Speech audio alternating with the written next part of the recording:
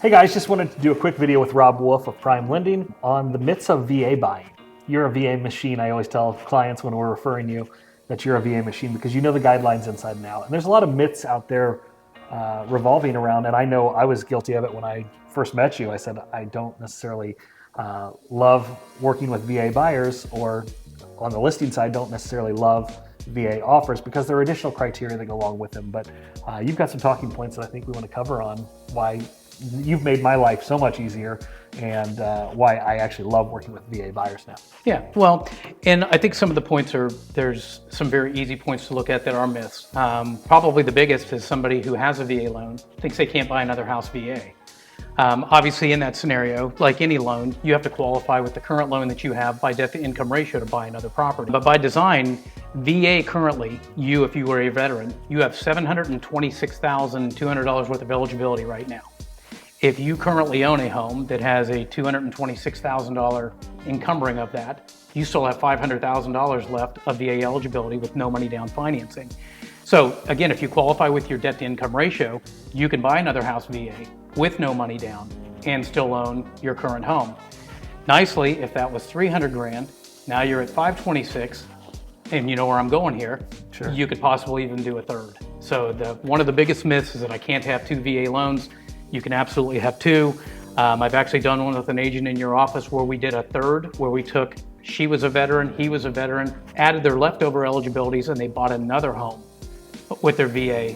And so that pretty much ate up all of their entitlement. Well, I think that's important, though, to know that it's available to them because a lot of VA buyers, they're military relocation. So they are moving from place to place. Mm-hmm. And a lot of times they want to hold on to that asset. They want to rent it out, or they want to do these things. Right. No effect there, correct? Right, yeah. And really, a lot of it's time constraints sometimes. I mean, when they PCS, it's, hey, you're going in May, and it's like, we own a house. What do we do? Again, fortunately, and hopefully with good credit, they qualify with both payments.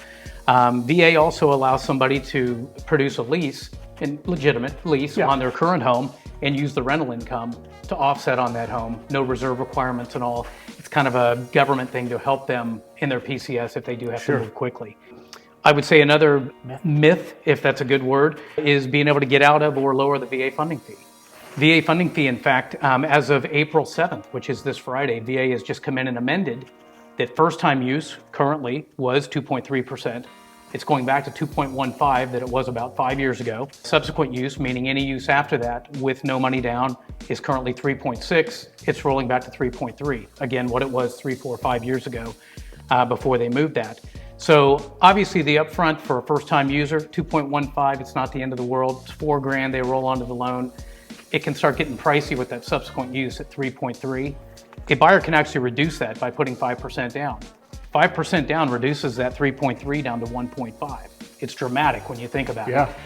If somebody has the money. Usually somebody using the subsequent use VA is also going to have equity from a current sale. So they're going to have the ability to put money down, so it can be less expensive.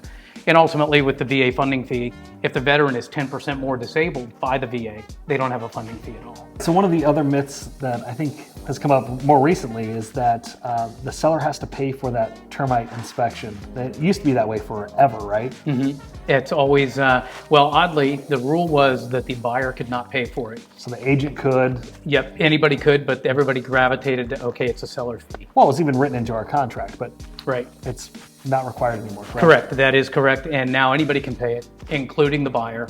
There used to be a big thing on us even disclosing it, to disclose it properly, and it's not even a fee that is scrutinized by disclosure. But nonetheless, the buyer can now pay for their own termite, no longer fighting with the seller to do it. And some people are still writing that in there, but it's, we put some news out on it, but we get a lot of questions about it anyway. Well, I think the biggest thing was who's ordering it. They may be paying for it, but who's ordering it? Right. So that became just kind of one more hiccup in the process. Right, and the bigger issue was some people had it done through home inspection because it was part of the package. A lot of inspectors will give the veteran the termite at no cost and trying to prove that it was no cost. Everybody has something free when you come to get a loan. But that was the bigger issue with that, was trying to prove that there really was no cost, that no one was paying for it, not even the buyer. And since it changed, we haven't run into that as an issue either. Sweet. Yeah, it's great. Last myth, and this one blows my mind, and I will say, or the disclaimer that I'm researching this currently. Sure. Thought I knew everything. You know, I tell you all the time I know everything, and I think we all know that we all don't know everything about everything. Until it comes up. I've recently heard, and I've been researching, and I think it's true, that up till now, I've always thought that two non-veterans, Bob and Debbie, are buying. They are not married. Bob is the veteran. Debbie can't be on the loan. Forever, it's been no spouse, no co-borrow. I've recently been looking at and seen some research that with 12% down, it's a weird number, I have no idea what the 12% would be, but with 12% down, that Bob and Debbie can in fact buy together, even though Debbie is not a spouse and Debbie does not have VA entitlement. Wow. So maybe a future video down the road to come out with whatever research I've come up with there. Absolutely. No. So, I mean, it's a fantastic program. And like I said, it was something that I didn't enjoy working with, and we've known each other, for 13 years now, something crazy. Because I just didn't know the process inside and out. Rob's made it super easy and digestible, and I'm able to help clients and advise them to contact you with questions, but I'd advise you to do the same. If you have questions, reach out to Rob. He's absolutely a VA machine. It's made my life much, much easier, and I really enjoy and look forward to working and helping veterans. So. Right on, me too. Thanks. See you guys next time.